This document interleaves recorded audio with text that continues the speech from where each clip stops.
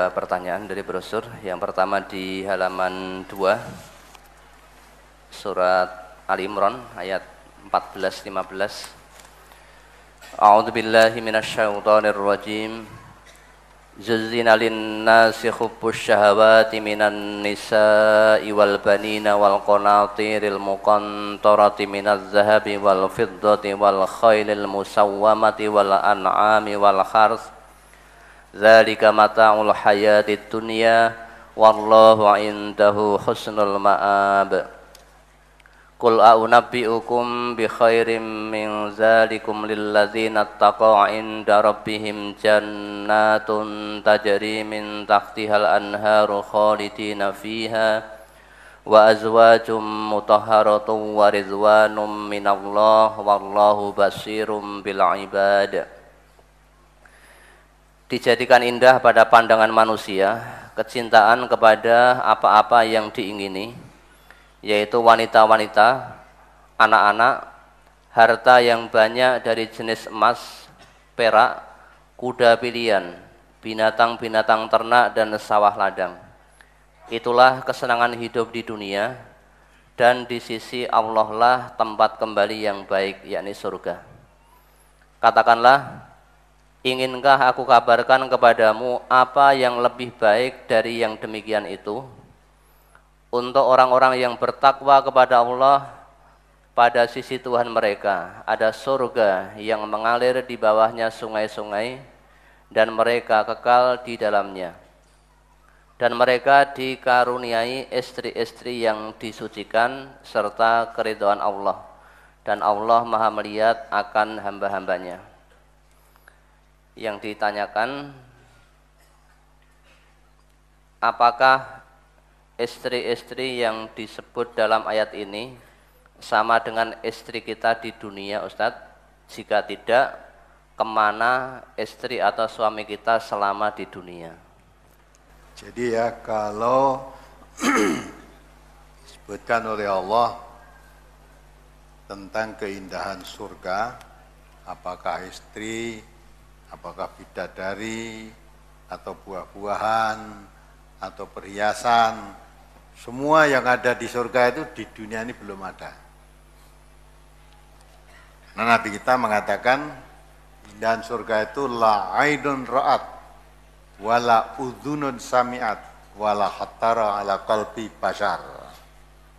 Jadi indahnya surga itu belum pernah ada mata yang melihat, belum pernah ada telinga yang mendengar, belum pernah ada hati yang merasakan tergores indahnya surga, itu belum pernah ada. Nah, kalau istri kita di sana sama yang ada di sini berarti sudah tidak sekedar melihat, ya, sudah tiap hari kita bertemu berkumpul sama mereka kok. Nanti lain di sana. Nah, istri-istri kita, suami-suami kita yang ada di sini di mana? Hilang, ya, hilang. Di mana? Nah, nanti akan dikumpulkan oleh Allah. Coba di dalam surat Ar-Ra'd itu. Surat Ar-Ra'd itu atau Ar-Ra'd 23 itu.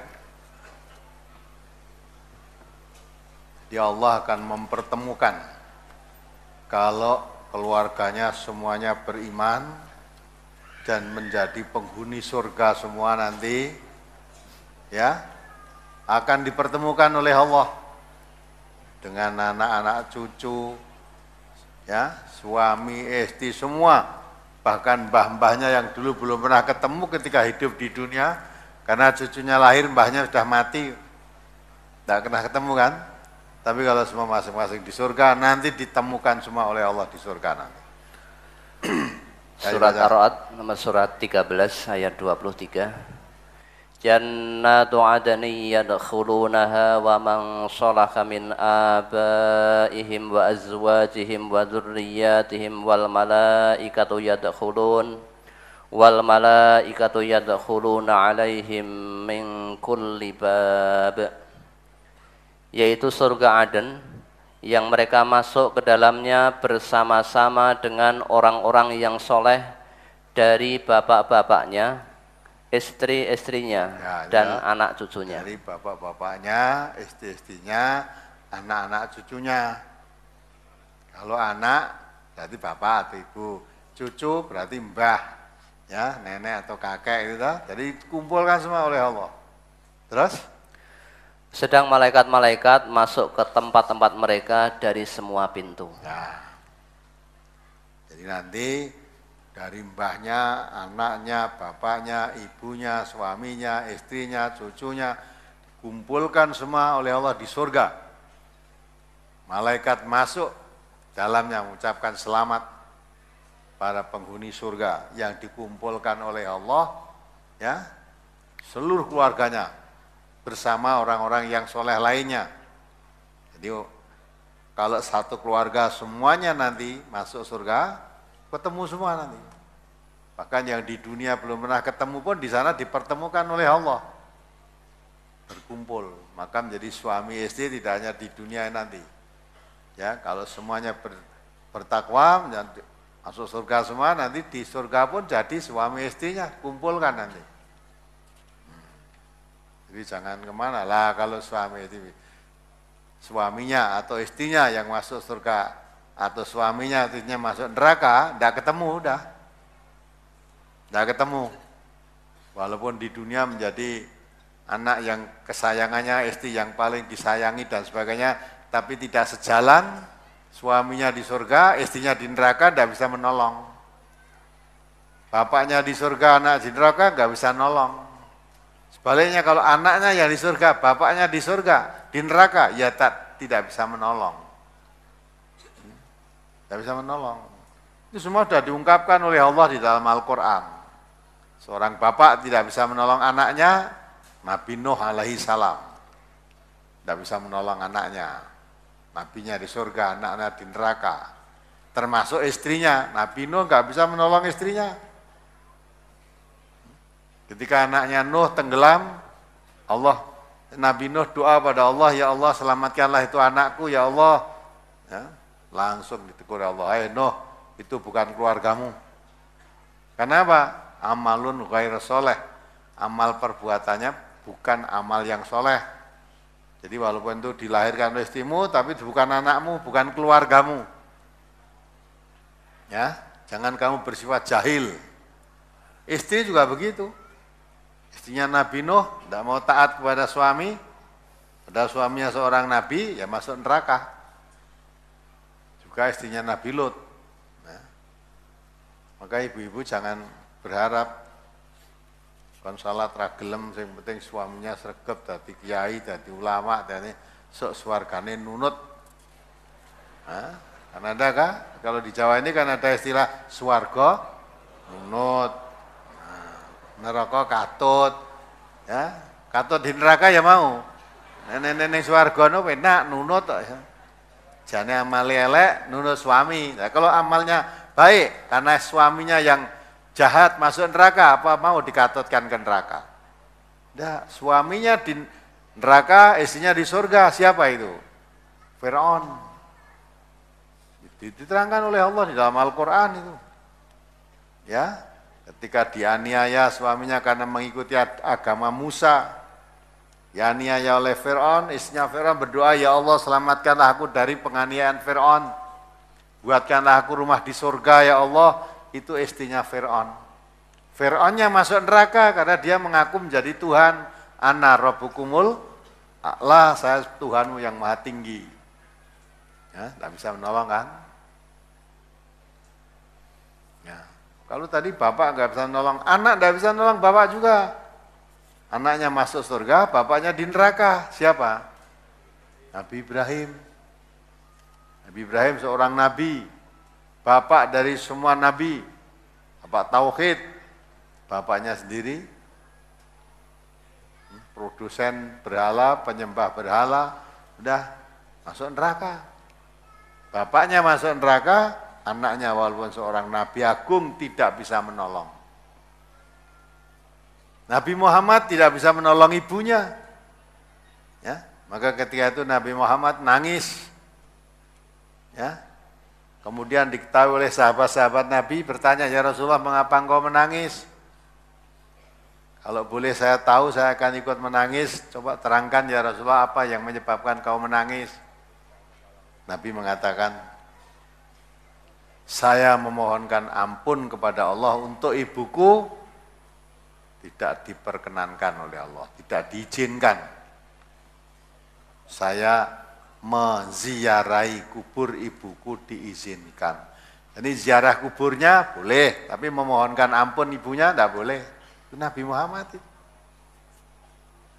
Yang akan kamu mintai syafaatnya itu loh. Ya, nanti di akhirat katanya mencari Nabi Muhammad.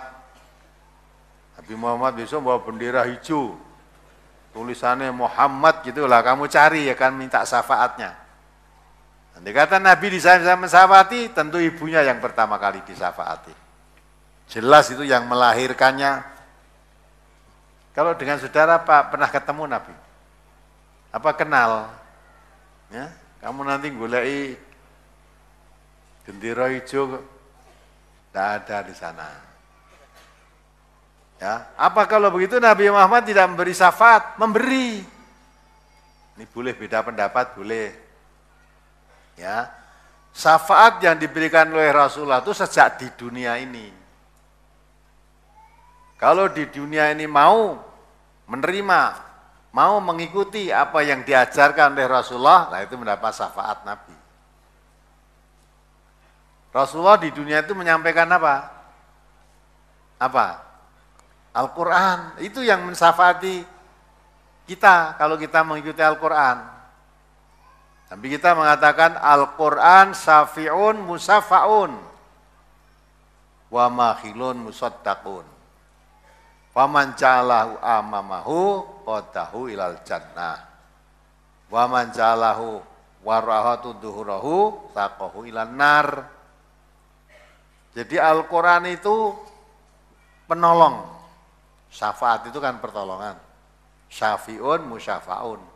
Jadi Al-Quran itu sebagai penolong, pemberi syafaat, yang diterima syafaatnya. Dan membela yang dibenarkan. Maka siapa yang menjadikan Al-Quran itu di depannya, di Quran di depan, kita di belakang. Duru ma kitabillahi haitsu madaro. Nabi kita mengajarkan, ikuti, beredarlah kamu, mengikuti Al-Quran, kemana saja Quran itu membawa kamu.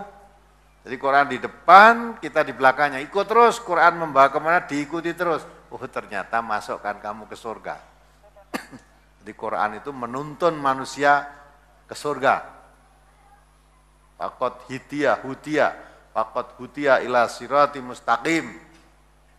Menunjukkan kamu ke jalan yang lurus.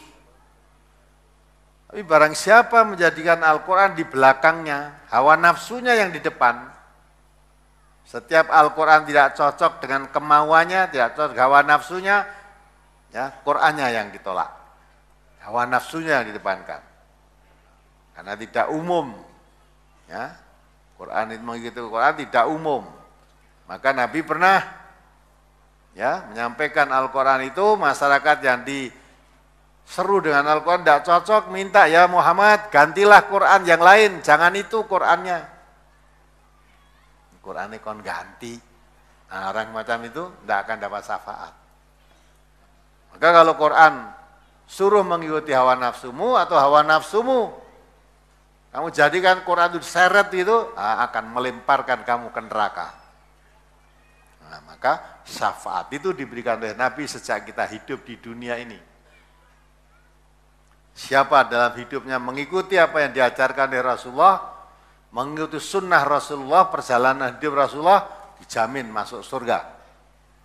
Maka Rasulullah meninggalkan dua perkara, lan tadillu ma masaktum bihima kitabullah wa sunnatan nabiyhi. Tak tinggalkan kepadamu dua perkara. Siapa pegang teguh dua perkara itu, lan tadillu, tidak sesat. Apa? Kitabullah maksudnya Al-Quran dan sunnah Rasulullah, perjalanan hidup Rasulullah. Itu kalau dipegang teguh kamu dapat syafaat dari Nabi. Jadi kalau jangan sampai kita ingin dapat syafaatnya Nabi, tapi kalau disuruh mengikuti Nabi, jawabnya apa? Tidak, saya cukup mengikuti apa yang saya dapati dari. Nah, Coba dibaca surat Al-Maidah itu ayat 104. Nah gitu mau dapat syafaatnya Nabi itu gimana? Nah, ajaran Nabi dikaji malah geting. Ya, tidak suka. Tidak boleh hidup di sini karena menyalahi kebiasaan masyarakat. Ini ajaran Nabi, ajaran Allah. Walaupun ajaran Nabi atau ajaran Allah, kalau menyalahi masyarakat ini tolak, tidak boleh hidup di masyarakat ini. Lah kok mau ngarep-ngarep syafaat?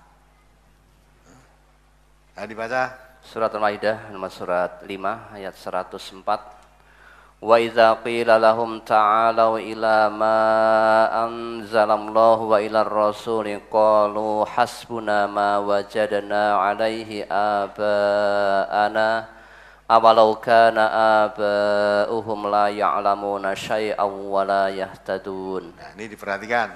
Kalau saudara bersikap semacam ini, jangan ngarep-ngarep syafaatnya Nabi. Tidak akan dapat, tidak.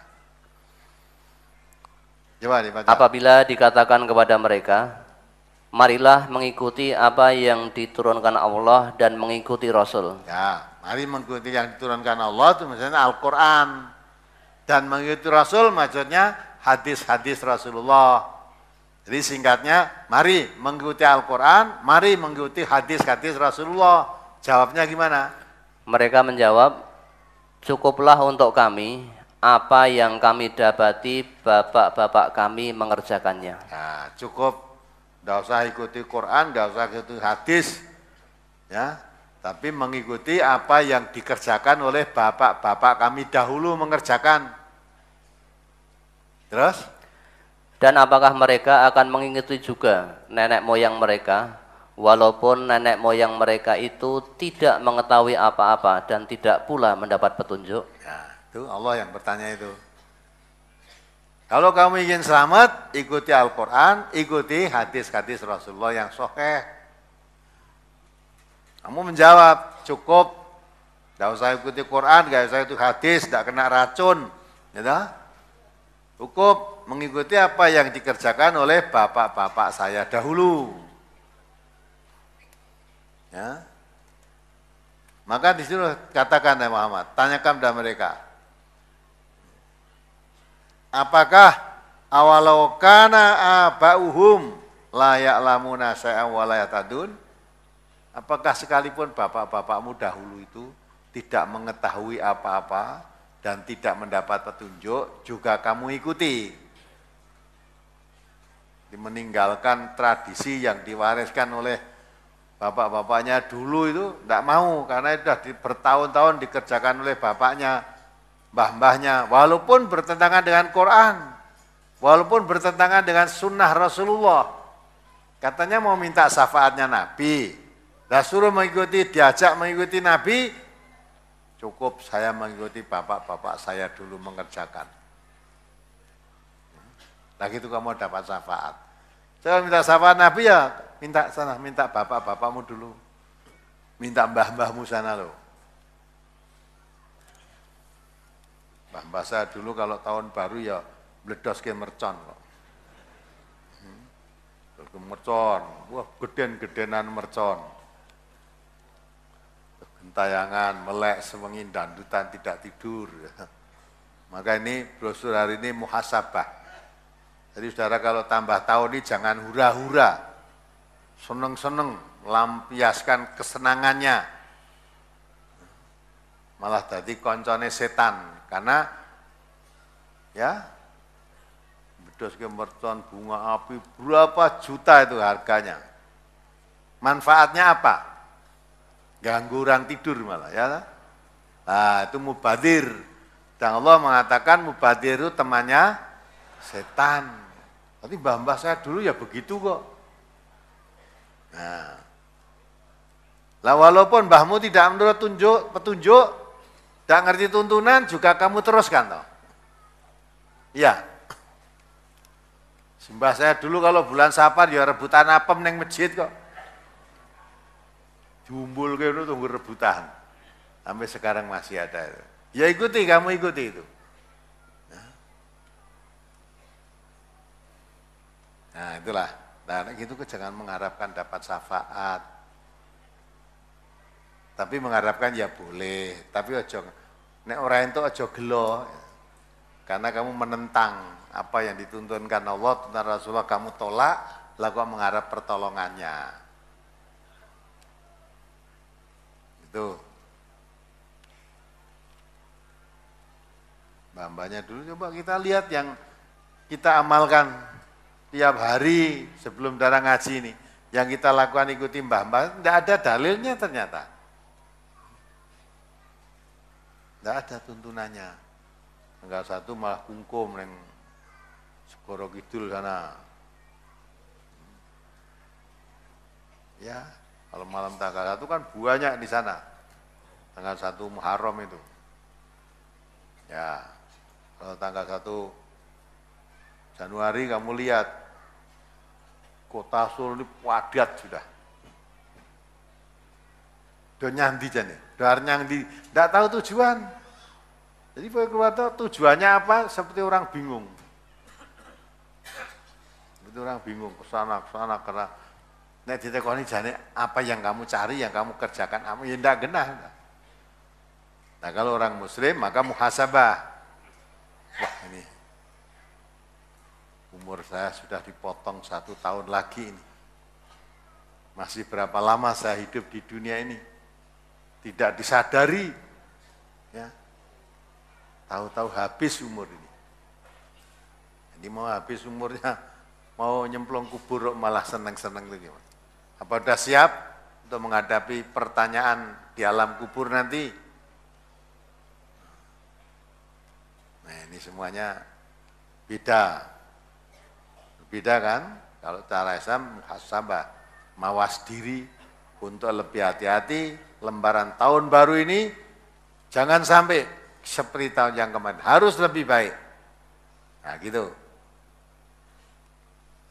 Jadi jangan hura-hura, kalau perlu menangis.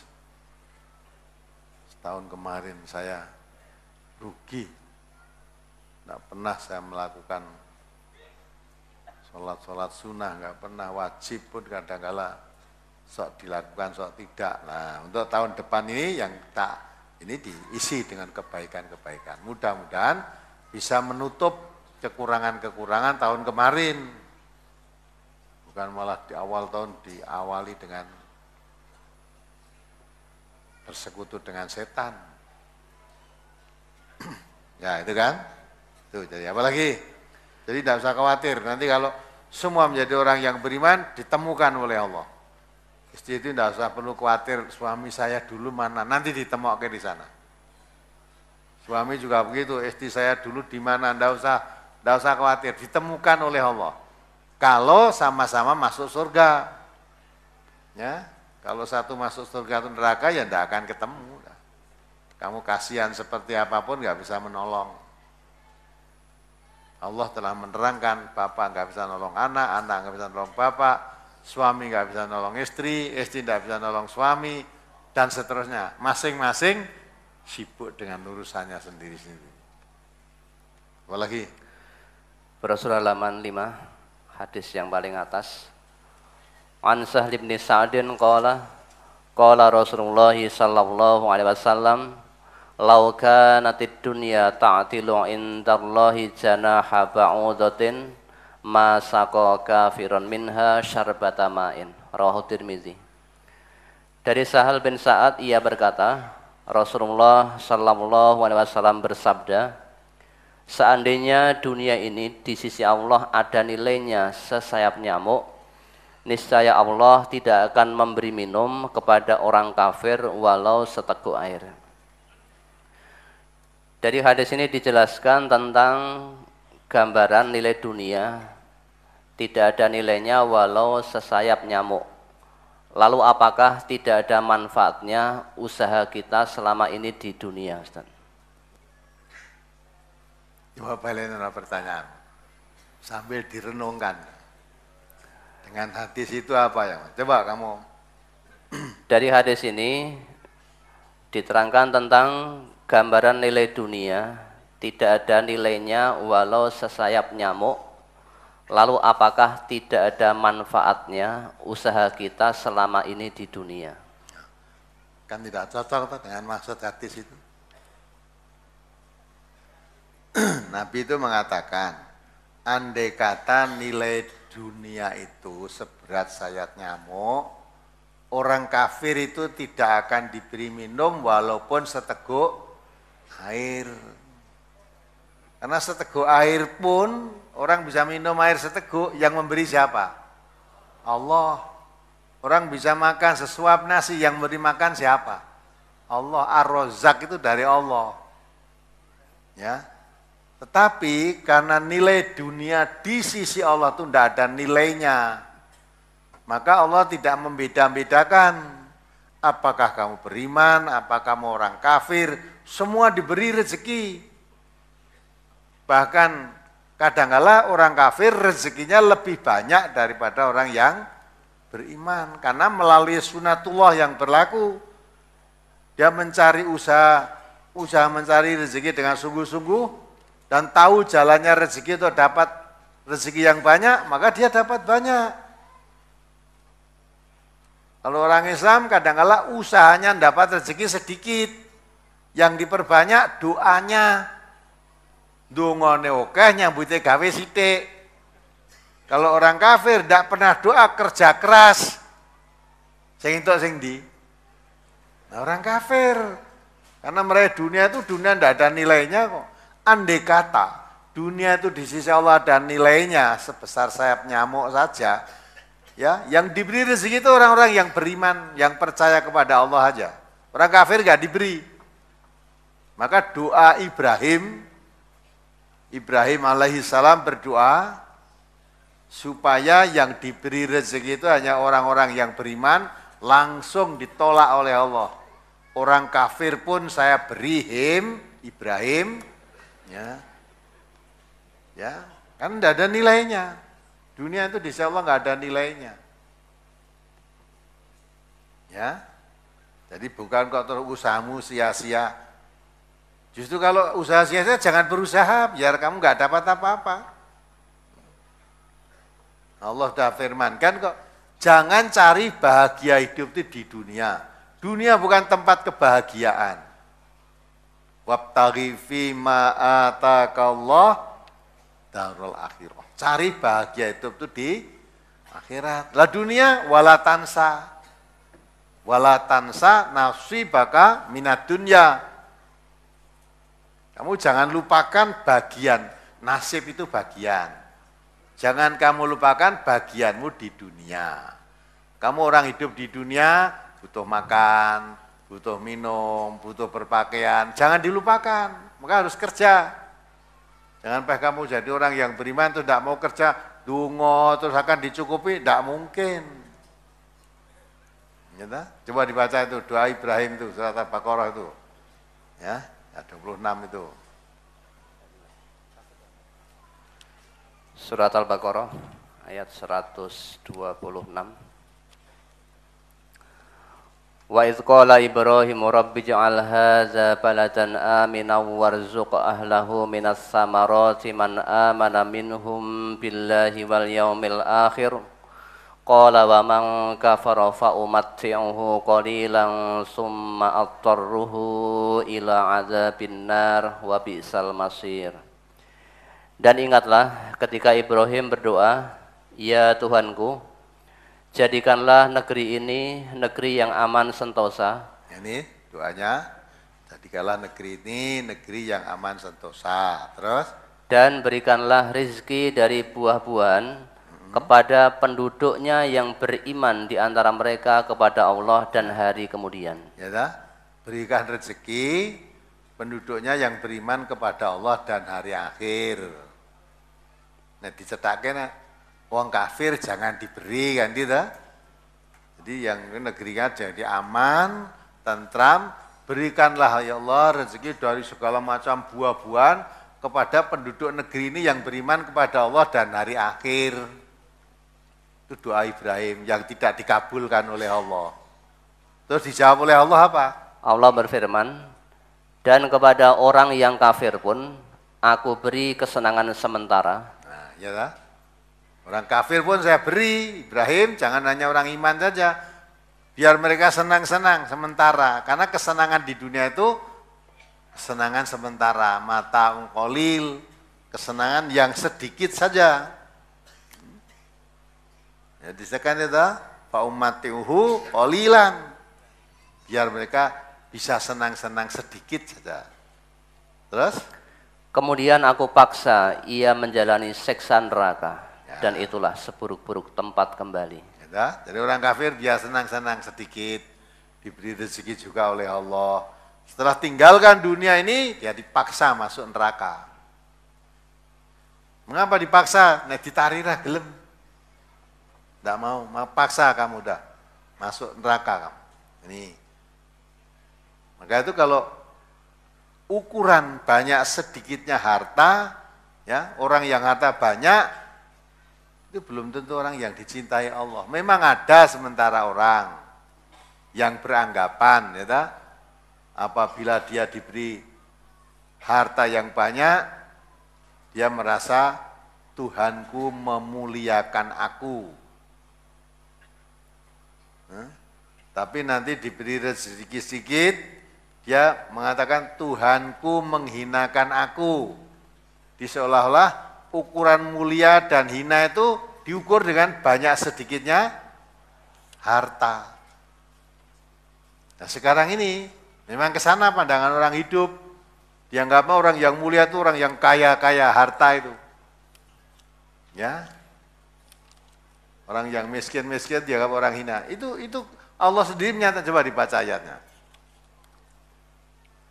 Surat Al-Fajr nomor surat 89 ayat 15 dan 16. 16.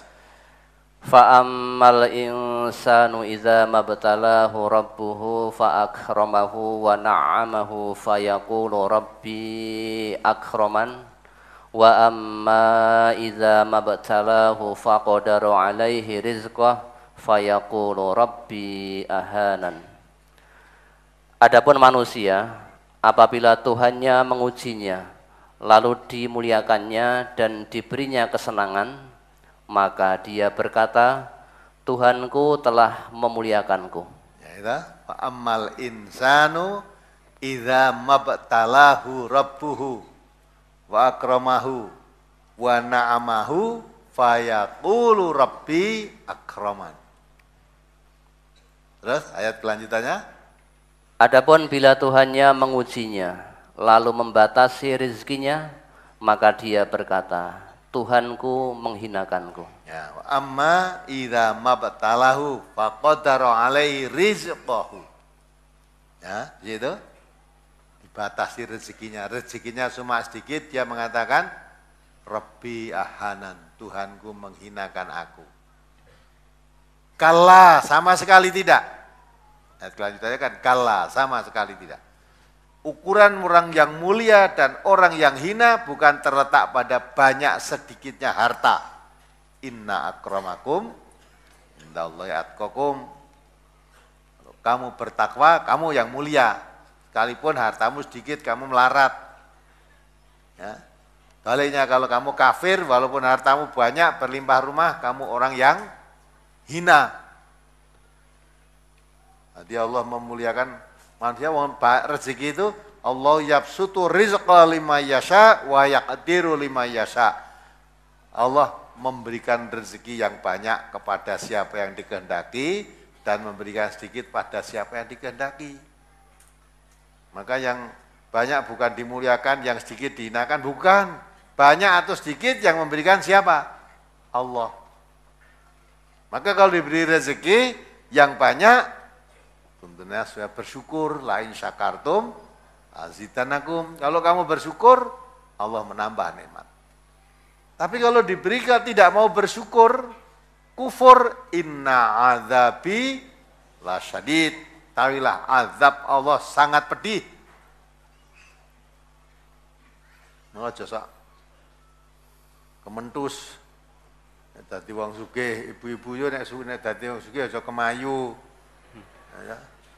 Nek sugih no gedhek-gedhek, weruh wong ra duwe no raruh ra ketok. Nek wong Jawa ngandani kadang konang sing dianggap sedulure sing ketok. Pernah hati konang enggak? Saiki konange kaya ora eneng iki saiki. Ada. Nanti kita kelelip-kelelip, wah itu dulurku. Ya, jadi itu sudah geser. Maka menurut presiden kita, Presiden SBY mengatakan itu pergeseran nilai, norma, tata hidup dan kehidupan. Itu karena bergeser dari itu, maka Presiden kita menyerukan supaya umat Islam ini meningkatkan kualitasnya pemahaman terhadap Al-Quran dan Sunnah dan menggairahkan, menggalakkan, meneladani kehidupan Rasulullah. Itu suruhan presiden sangat bagus. 6 presiden ini durung enek sing menyerukan seperti ini. Ya, baru Presiden SBY ini menyadari, lihat situasi begini ini pergeseran nilai tata hidup, norma hidup, ya berubah. Ini karena jauhnya dari turunan Al-Quran. Maka Presiden menyuarakan supaya kembali memahami, mengamalkan Quran dan Sunnah. Tapi tidak ditanggapi. Walaupun umat Islam itu banyak di negeri ini, seruan itu tidak ditanggapi. Malah di mana-mana daerah yang sregep ngaji Quran dibubarkan harapan. Ya. Tuntut karena tidak cocok dengan kehidupan di desa ini. Ya, masyarakat ini kemarin ya di Gresik apa di Magetan atau di mana karena ditandatangani 300 orang apa 200 orang tidak setuju keberadaan MTA, ditolak.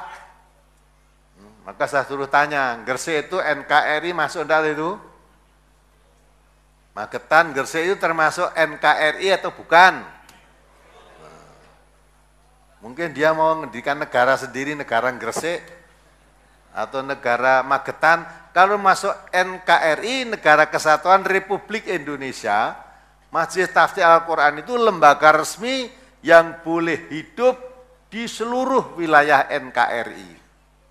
Nah kok neng Gresik ora ento, maunya enggak boleh. Lah elek apa? Wong ngaji Quran dan Sunnah itu melaksanakan perintah atau anjuran presiden. Sebelum presiden menganjurkan itu MTA sudah, presiden menganjurkan itu tahun 2011. MTA berdiri tahun 1972. Kan dhisik sadurunge dianjurke wis mlaku to. Lah mungkin presiden memikir-mikir wah sing apik ya MTA kuwi. Ya karena MTA mempelajari, mengamalkan Al-Quran dan Sunnah. Tapi dituduh di mana-mana bikin resah. Yang resah itu yang ngaji apa yang bukan ngaji? Yang tidak ngaji resah itu. Karena biasanya judi, mabuk, zina ku ora nek sing ngelokke, bareng Quran dikaji kok mabuk, zina, judi itu setan itu. Perbuatan setan. Ya, Qurannya mengatakan rijsun min amali syaiton. Maka saya terima kasih itu Pak Purnawirawan Brimob tadi saya masih dengar. Ini Brimobnya tadi. Ya. Oh ya, Brimob dari bulan Maret pensiun Pak ya.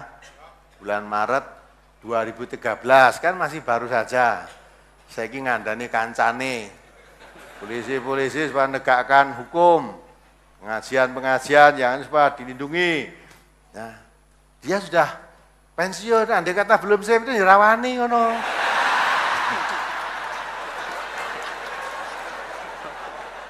Sebetulnya ini memang terletak aparat kepolisian. Kalau aparat itu tegak, tidak ada masalah. Wong MTA itu mengadakan pengajian di mana-mana, itu selalu mengikuti peraturan hukum yang berlaku. Tidak ada pelanggaran hukum. MTA tanamkan menjadi warga negara yang baik, taat aturan hukum negara. Menjadi orang Islam yang baik, taat peraturan hukum Islam. Itu hukum negara ini baik kalau ditaati.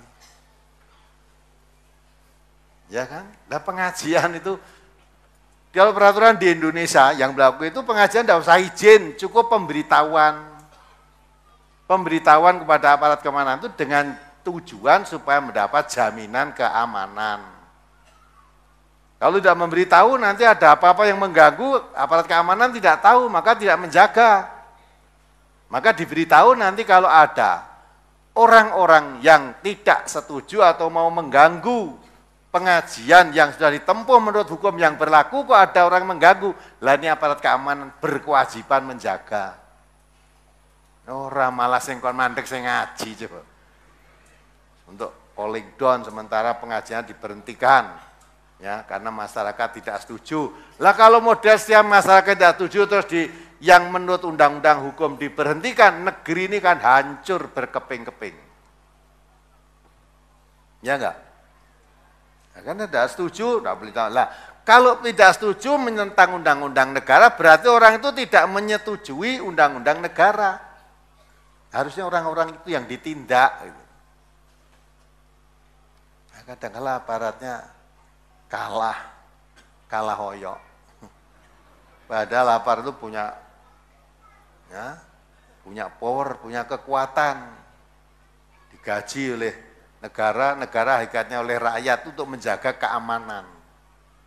Maka siapa yang melanggar aturan hukum itu yang harus ditindak. Yang mentaati peraturan hukum itu yang harus dilindungi, dijaga, harusnya gitu. Itu dah kalah kaprah, karuan. Maka kembali pertanyaan saudara, dunia itu memang di sisi Allah gak ada nilainya. Maka Allah mengatakan wamal hayatud dunya illa mataul ghurur. Sedang tadi juga mataul qalil, maksudnya kesenangan yang sedikit. Kesenangan dunia itu memang kesenangan sedikit.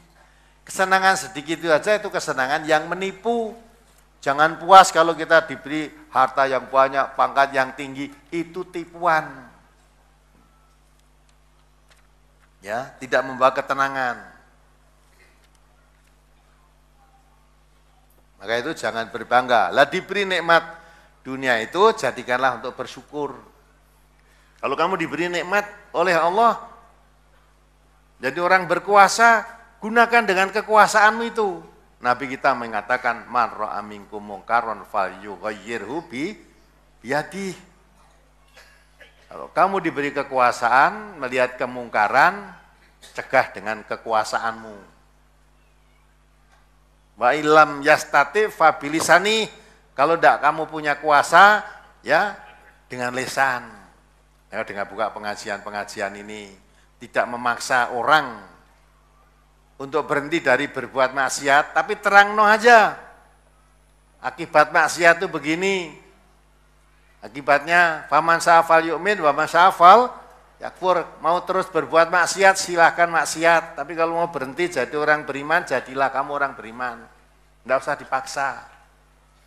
Maka MTA tidak pernah maksa orang itu ngaji itu enggak.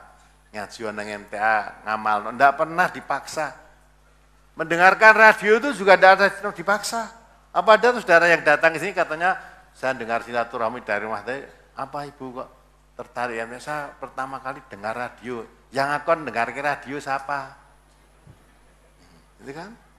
Jadi mendengar radio jadi terbuka hatinya. Maka tidak pernah paksa, radio disiarkan dari sini di seluruh Indonesia. Kamu ngerungok ke ya boleh, tidak dengarkan ya boleh.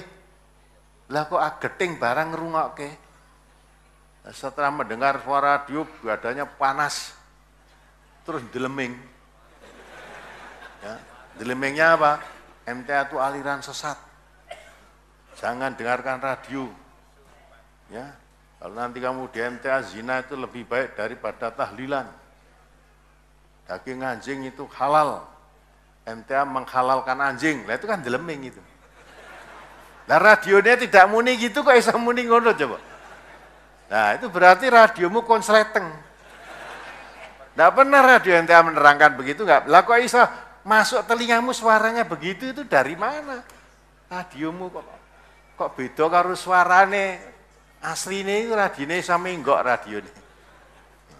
Tapi orang bening hatinya mendengarkan itu langsung terpanggil. Oh iya, ternyata selama ini yang saya lakukan tuh ya enggak ngerti itu dalilnya. Kalau ditanya ya mau ngikutin mbah saya dulu ya begini, mbah saya begitu, ya sudah. Ya ternyata apa yang dilakukan mbah-mbah itu bertentangan dari Quran dan Sunnah. Saya orang Islam, kitab saya Quran. Saya orang Islam, Nabi kita Muhammad SAW, perjalanan hidupnya disebut sunnah tadi, kata itu harus ikuti. Ya ternyata berbeda dengan kebiasaannya. Padahal kalau sudah berbeda dengan kebiasaannya, terus diamalkan di situ, dianggap merubah adat. Adat itu tidak usah dirubah. Dengan sendirinya kalau orang yang mengerti tuntunan, nanti akan melakukan sesuai dengan tuntunan, adat itu berubah dengan sendirinya. Rasa dirubah, berubah sendiri. Berubah sendiri. Jangan kita merubah adat. Band yang biasa suka selamatan, suka ini, biarkan saja. Nanti kalau dia sudah mengerti tuntunannya, dia meninggalkan, tidak usah dipaksa untuk meninggalkan, dia akan meninggalkan sendiri-sendiri. Kalau sudah meninggalkan karena mengerti tuntunan, dipaksa untuk melakukan, dia tidak akan mau. Maka kita itu tidak pernah memaksa orang untuk mengikutinya. Tidak, boleh ya kan, ikut boleh tidak. Coba nih, selamat datang saya sampaikan, dari Madiun 110 orang. Dari Wedi Klaten 135 orang. Dari Bojo Kendal 15 orang. Tembarak Temanggung 60 orang. Dari Lombok, Nusa Tenggara Barat. Dari Cawas Klaten 40 orang. Kampung Batu, Kedawung, Sragen 25 orang. Manyaran Kota Wonogiri 37 orang. Kelompok Kepuh Sari, Manyaran Wonogiri 20 orang. Jatipura Wonogiri 60 orang. Yang sudah datang tadi malam, tatap muka dengan saya, ada 90 orang. Dari Pontianak 6 orang. Kemudian dari yang paling oke 16 orang tadi malam dari mana ya? Ya? Sumatera Utara. Dari Riau berapa orang Riau? 9 orang dari Riau. Dari Pontianak kemarin saya tanya sekali jalan berapa ongkosnya? Pontianak ke sini 1 orang berapa? 2.200. 2.200.000. Kok iso duwe 2.200.000 dienggo rene ngaji sing ngupahi sing menehi sapa? Nah, itu dah. Padahal disebarluaskan katanya kalau kamu ngaji di MTA nanti dikasih uang berapa? 500.000 lah isik tombok kamu. 500.000 di sini, padahal kamu sendiri keluarkan 2.200.000 kan isik tombok.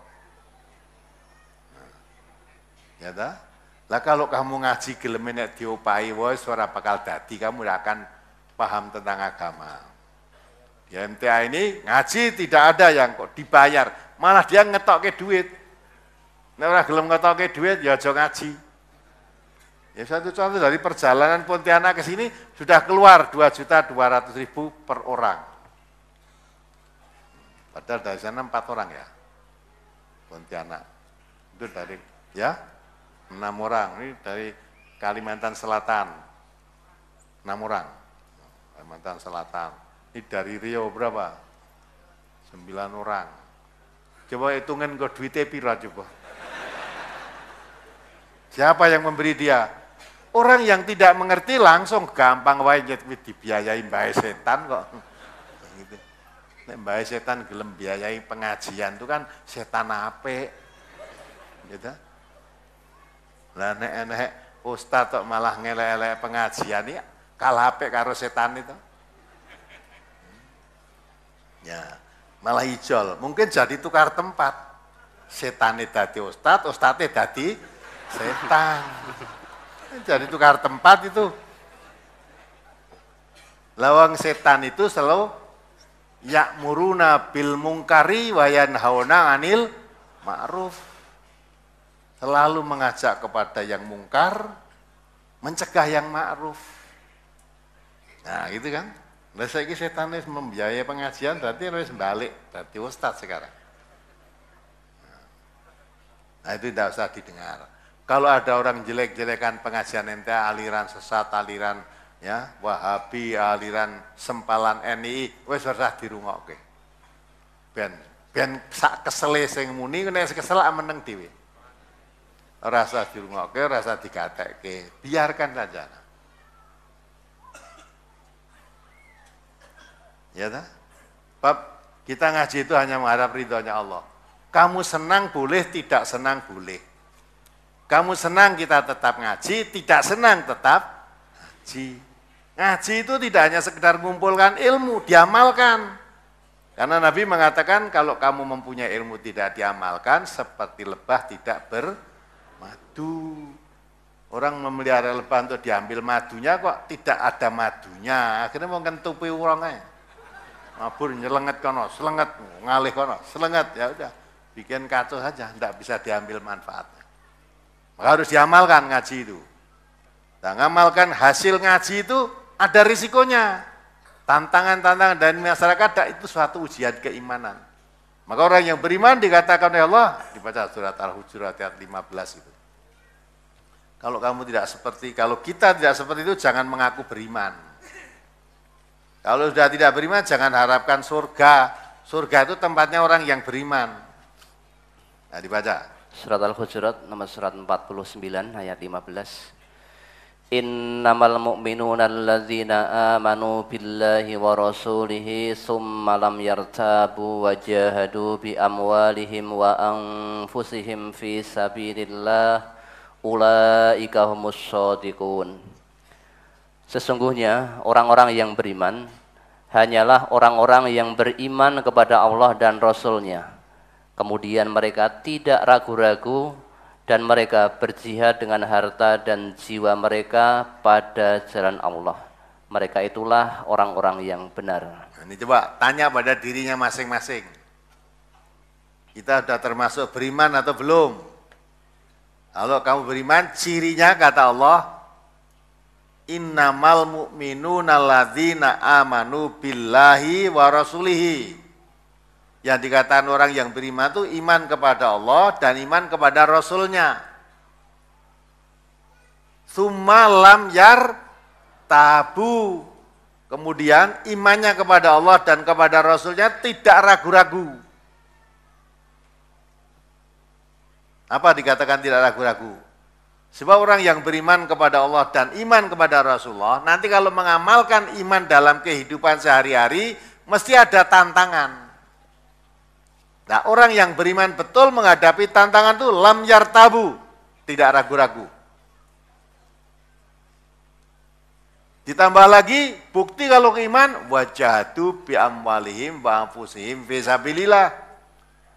Untuk membiayai keimananmu dalam mengamalkan kehidupan sehari-hari itu siap mengeluarkan hartanya dan jiwanya di jalan Allah. Maka kalau bukan karena panggilan iman, wah saudara dari Pontianak, dari Rio, dari Pekanbaru, datang ke sini biayanya tidak sedikit, tak mungkin mau.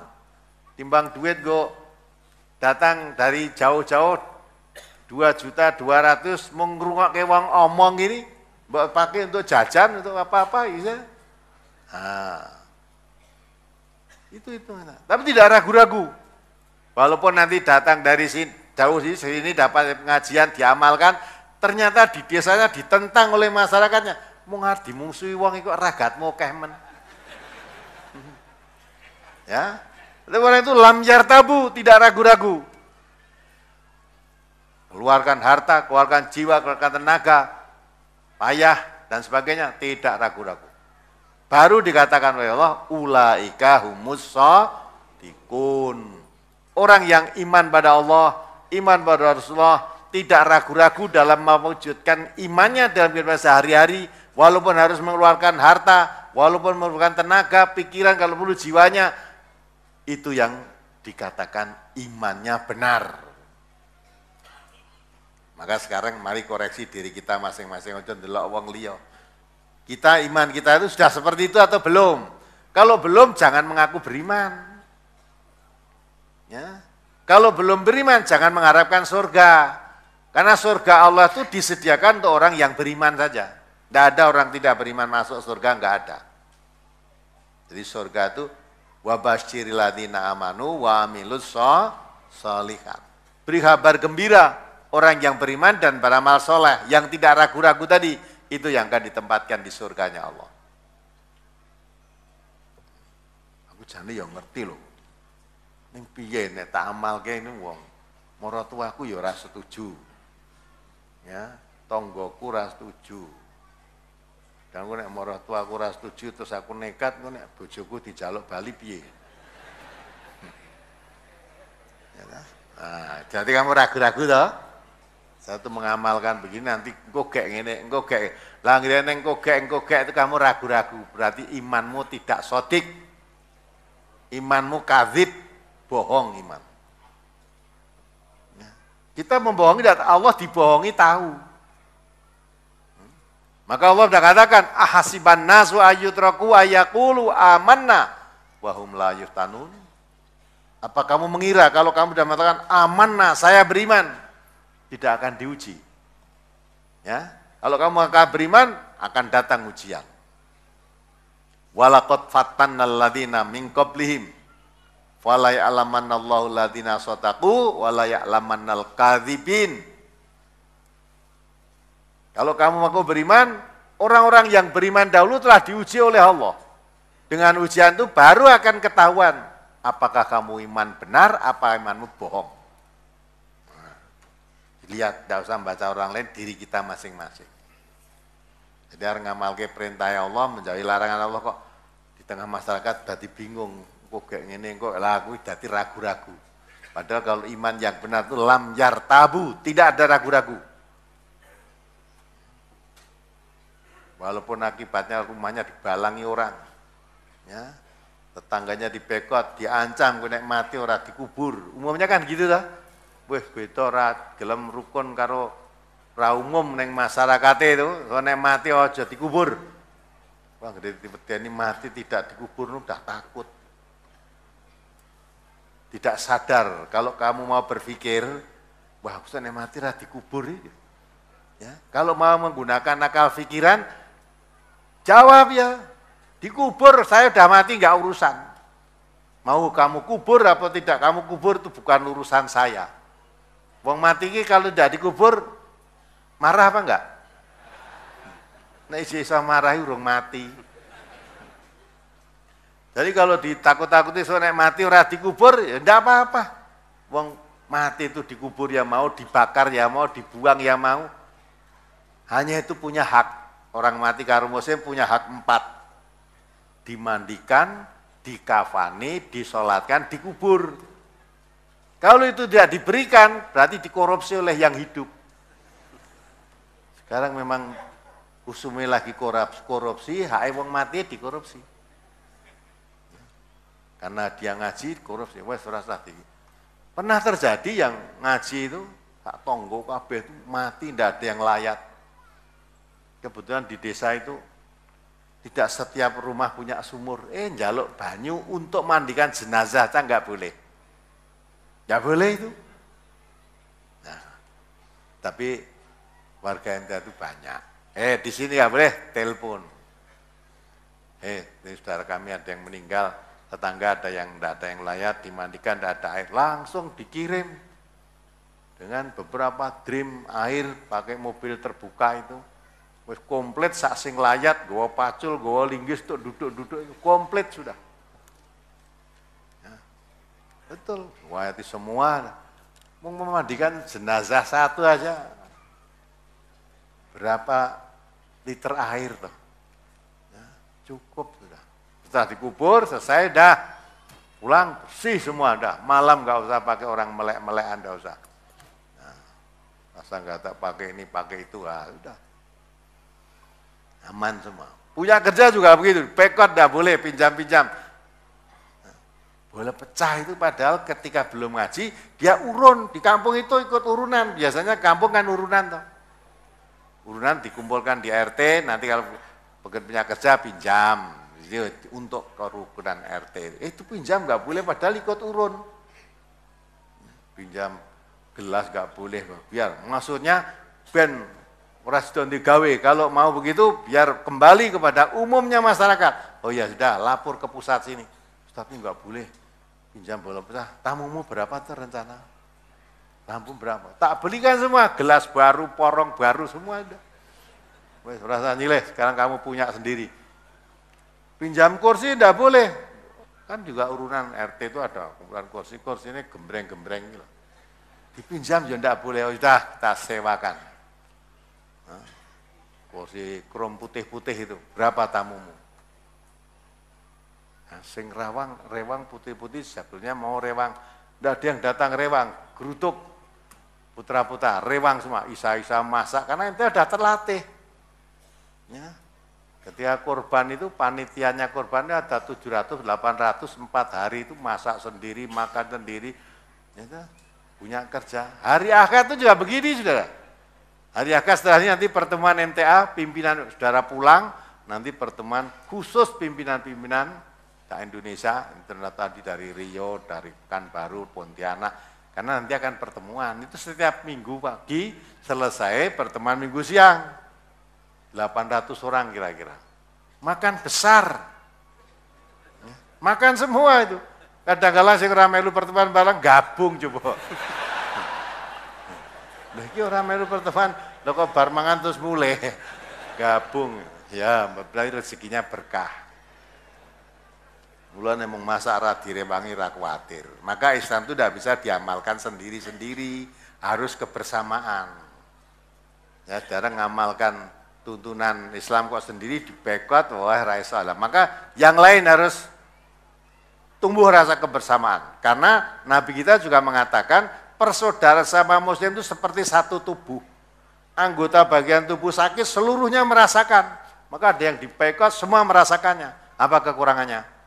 Kalau dulu punya kerja apapun, jangan ngerepoti masyarakat, kita atasi sendiri. Nah itu. Ya, maka Anda dibendung dengan cara apapun, jalan terus.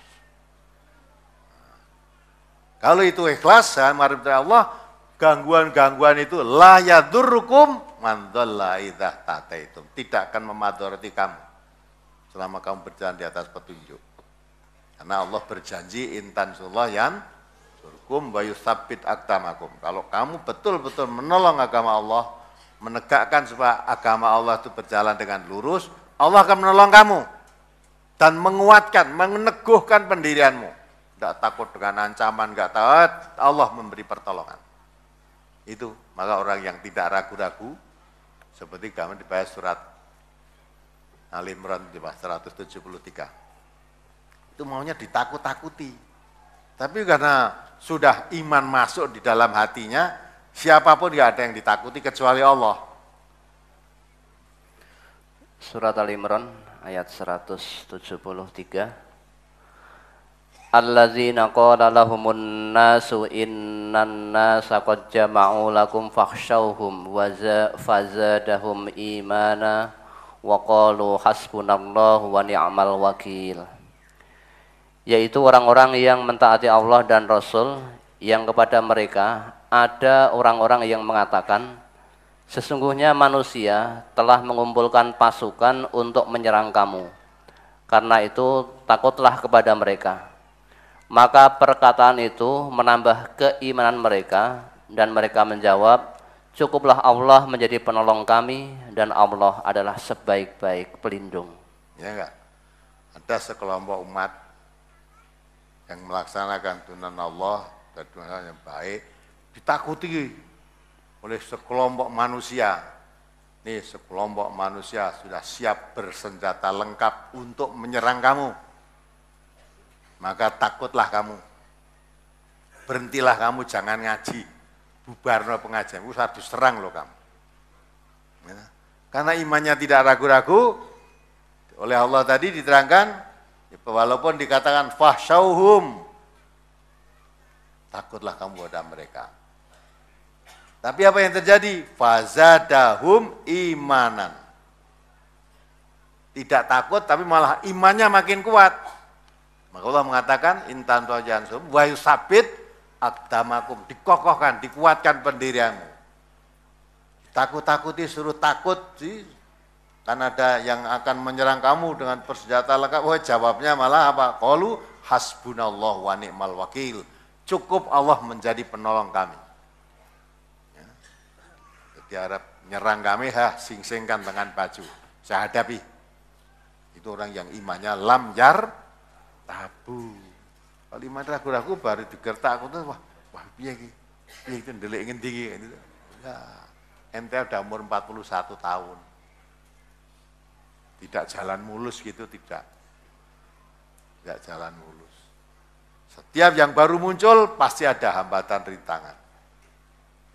Tapi dengan pertolongan Allah kita makin yakin sejak tumbuh baru tumbuh selalu diancam mau dibunuh dibubarkan di ini, tapi Allah selalu mengembangkan.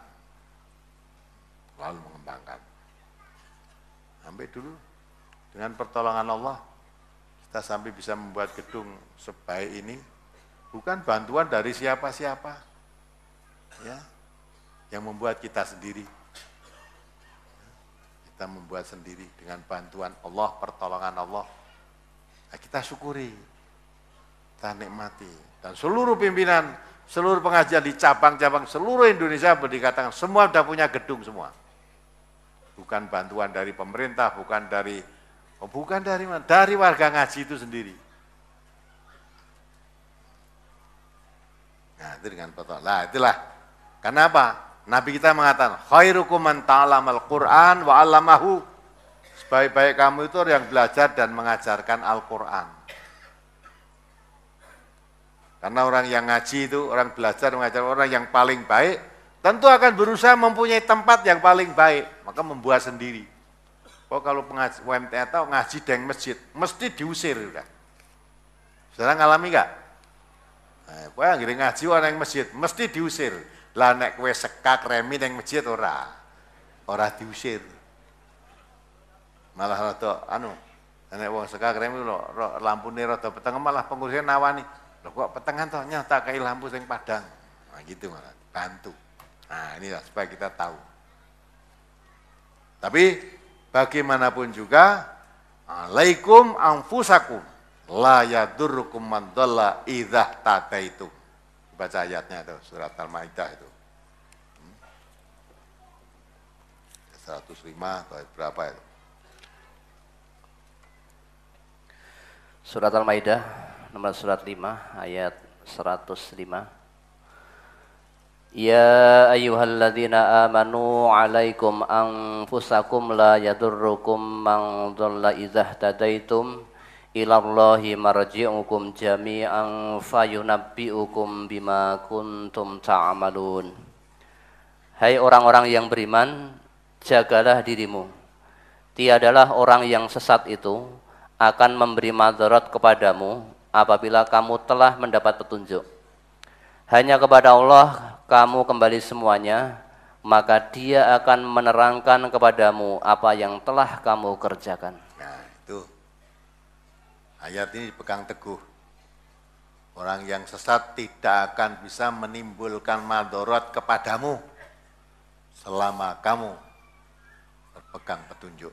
Jalan di atas petunjuk Allah. La yadurrukum man dhalla idza tadaitum.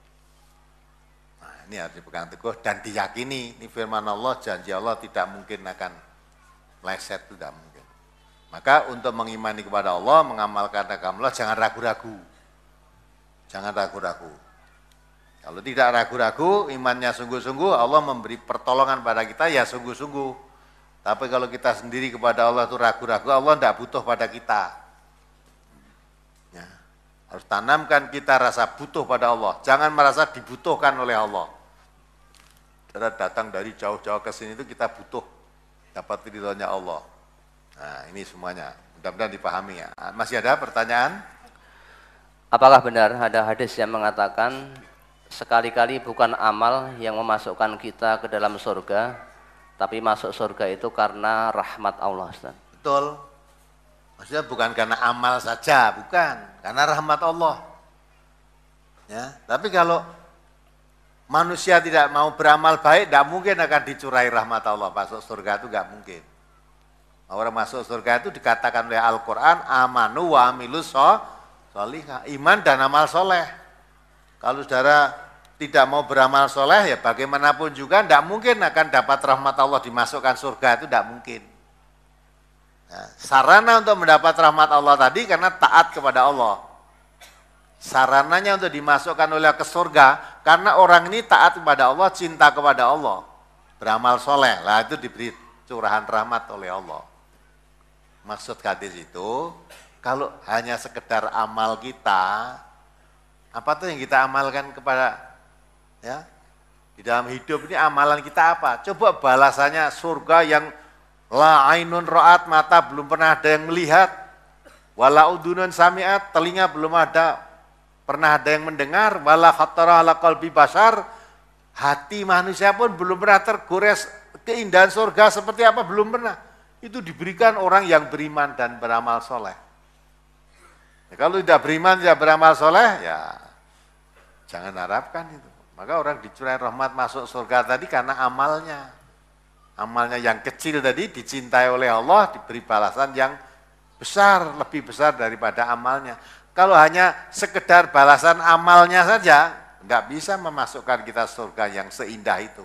Maka Allah, kalau orang berbuat baik, nilainya kadang dilipat gandakan. Ada yang 10 kali, ada yang 700 kali.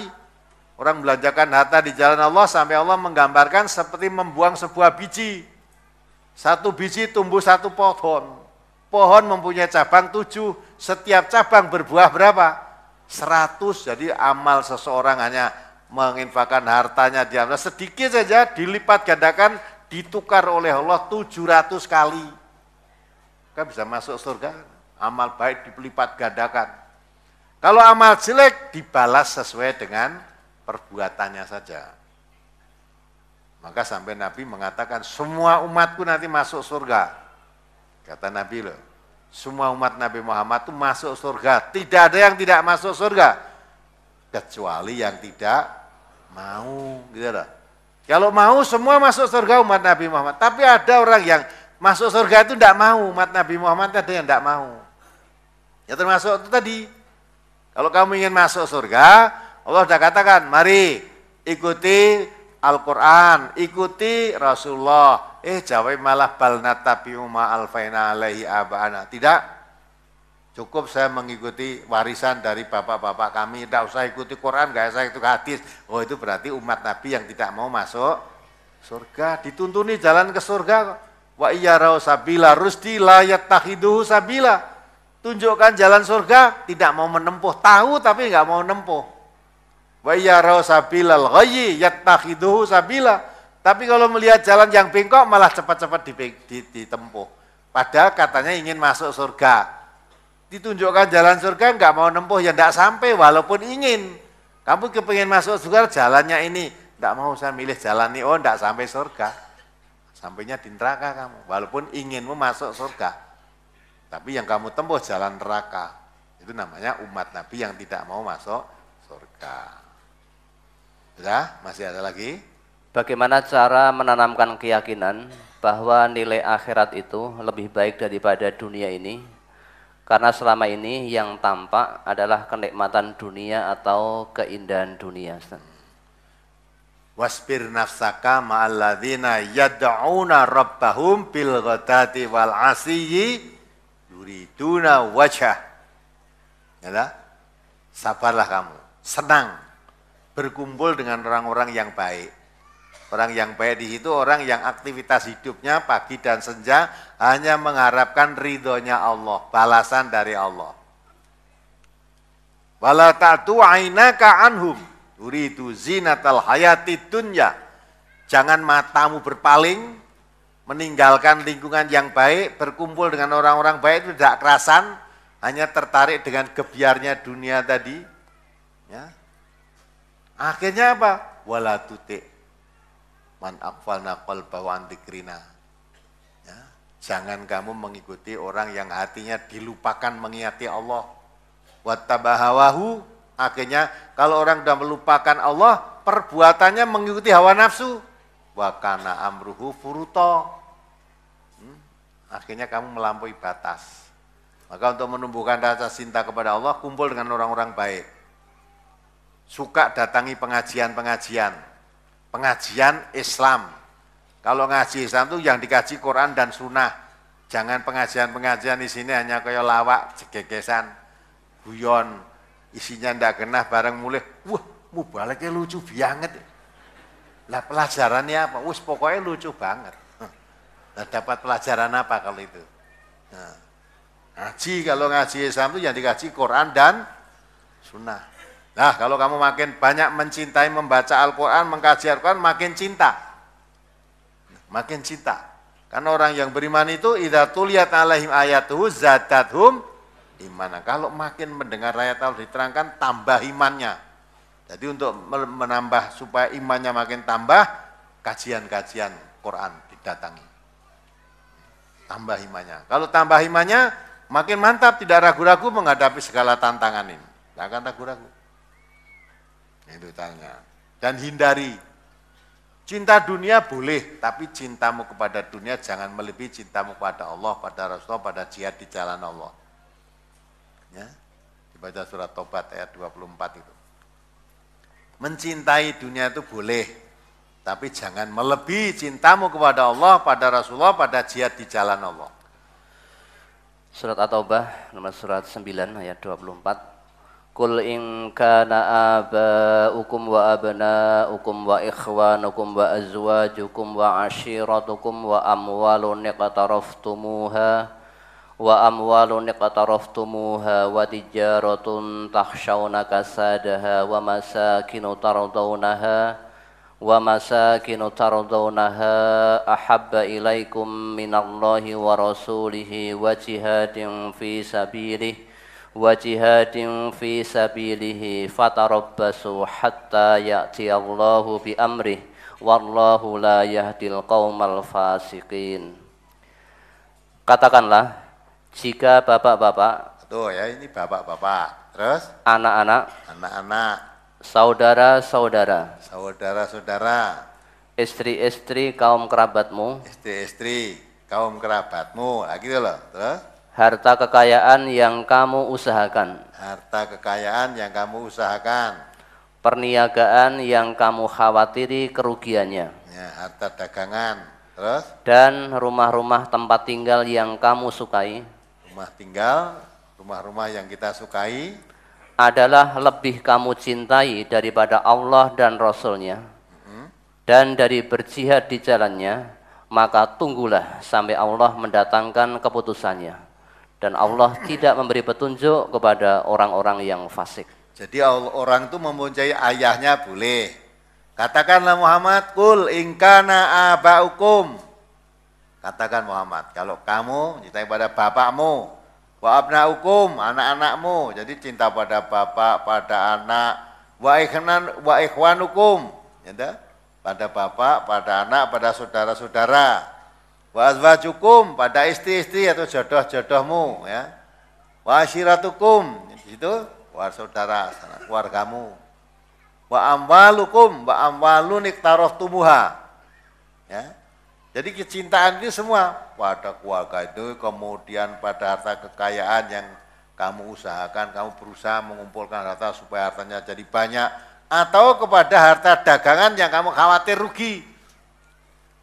Maka betul-betul dijaga betul, jangan sampai rusak dagangan ini, kalau rusak nanti rugi. Juga dijaga betul. Ya. Atau di situ kepada rumah-rumah tinggal, rumah yang bawah, atau villa-villa yang kita miliki, tempat peristirahatan yang indah-indah di puncak-puncak, di Bogor apa di Tawangmangu apa di mana yang indah-indah itu lah. Boleh kamu cinta itu semua, boleh. Tapi ingat, di situ Allah mengatakan, ya, boleh dicinta itu semua. Tetapi jangan sampai ya, cintamu kepada semua itu ahabba ilaikum minallah, lebih kamu cintai daripada kepada Allah, wa rasulihi, lebih kamu cintai pada Rasulnya, wa jihadu fi sabilihi, lebih kamu cintai daripada jihad di jalannya Allah. Nah, fatarabbasu hatta ya'ti Allah bi amri. Tunggu sampai Allah mendatangkan perkara. Wallahu la yahdil qaumal fasiqin. Allah tidak memberi petunjuk pada orang-orang fasik. Jadi ketika pada anak, pada istri, pada suami, pada harta kekayaan, pada harta dagangan, pada rumah tinggal, pada tempat-tempat yang villa-villa yang kita senangi, semuanya itu boleh, cinta itu boleh. Tapi kalau kecintaanmu ke segala macam tadi, ya, melebihi cintamu kepada Allah, melebihi cintamu kepada Rasulullah, melebihi cintamu pada jihad di jalan Allah, tunggu sampai Allah mendatangkan perkara. Jadi kalau dilihat ayat ini, orang-orang yang beriman itu yang paling dicintai adalah Allah, Rasulullah, dan jihad di jalan Allah. Cinta yang lain boleh, tapi harus di bawahnya itu semua. Lalu sudah dibalik, nah sudah. Jadi orang fasik, Allah tidak akan memberi petunjuk kepada orang fasik. Kadang-kala manusia terbalik untuk meraih harta, untuk meraih ini semua, kadang-kala agamanya dikorbankan. Ya, asal untuk mendapatkan ini, maka tidak perlu memperhatikan halal haram untuk meraih dunia yang banyak, untuk meraih kedudukan. Kadang-kala udah tidak peduli ini dengan cara halal apa tidak, kalau perlu dengan suap menyuap. Walaupun Nabi mengatakan ar-rosi wal murtasi finar, tidak peduli. Ya, orang yang menyuap dan disuap masuk neraka itu tidak peduli lagi. Nah, berarti lebih cinta daripada kepada Rasulullah. Tunggu nanti Allah akan mendatangkan perkaranya. Masih ada pertanyaan dari brosurnya? Di halaman 9. Ya. An Umar bin Al-Khattab annahu qala fi khutbatihi hasibu anfusakum qabla an tuhasabu wazinu anfusakum qabla an tuzanu wa zayyanu lil ardil akbari yauma tu'raduna la yakhfa minkum khafiyah. Rawahu Ibnu Abi Syaibah. Dari Umar bin Khattab bahwasanya ia berkata di dalam pidatonya, hitung-hitunglah diri kalian sebelum amal kalian dihitung oleh Allah. Timbang-timbanglah amal kalian sebelum amal kalian ditimbang oleh Allah. Dan berhiaslah kalian untuk menyambut pertemuan agung pada hari kamu sekalian dihadapkan kepada Allah, dan tidak ada sesuatu pun dari kalian yang tersembunyi. Dari hadis ini yang ditanyakan bagaimana caranya menimbang amal, karena kita tahu bahwa pahala kebaikan itu dilipat gandakan 10 kali oleh Allah atau bahkan lebih. Jadi tentunya amal kebaikan akan lebih berat, Ustaz. Jadi maksudnya maka brosur hari ini judulnya muhasabah, mawas diri, introspeksi. Ya. Hitung-hitungan amalmu, dihitung amalmu, direnung, ambil suatu waktu yang sangat memungkinkan, hening begitu dekat pada Allah, sambil merenung perbuatan 1 tahun ini, nek tak timbang-timbang, ditimbangi maksudnya diperhitungkan tadi, amal baik saya dengan amal buruk saya itu banyak mana, waktu yang saya manfaatkan dengan waktu yang saya sia-siakan itu banyak mana.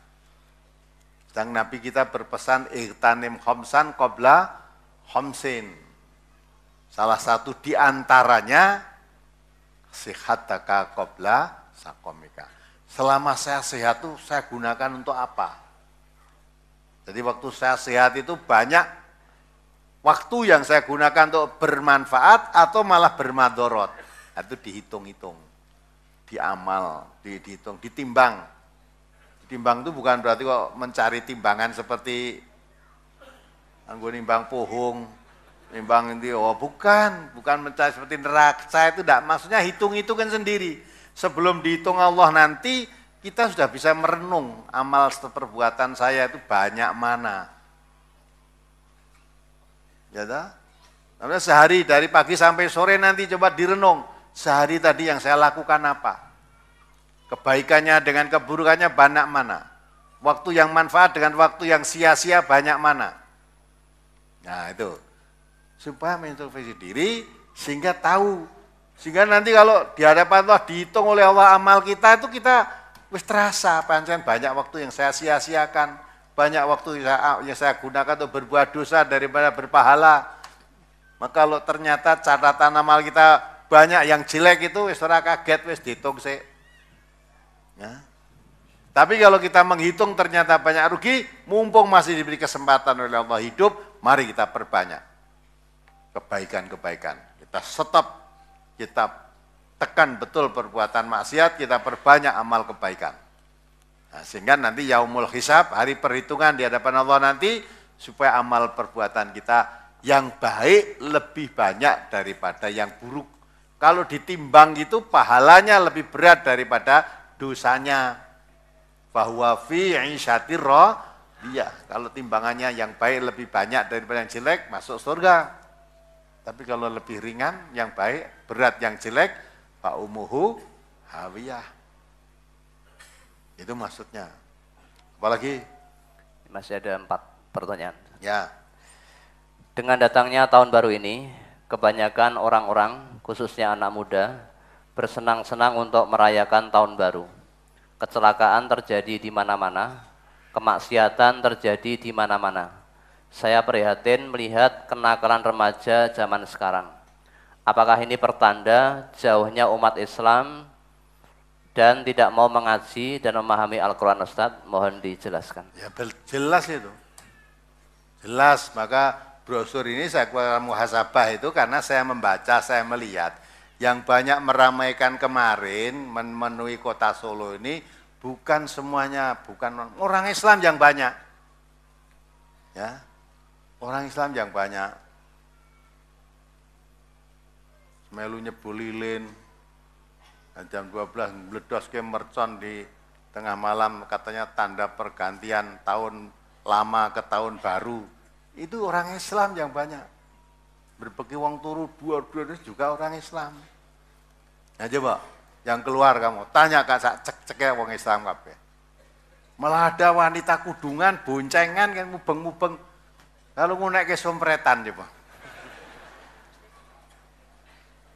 Nah, tidak sadar, maka Nabi kita itu mengatakan, la tatba'una sunana man qablakum sibran bi sibrin wa dhira'an bi dhira'in hatta law takhalu juhra dhabbin tabi'tumuhum.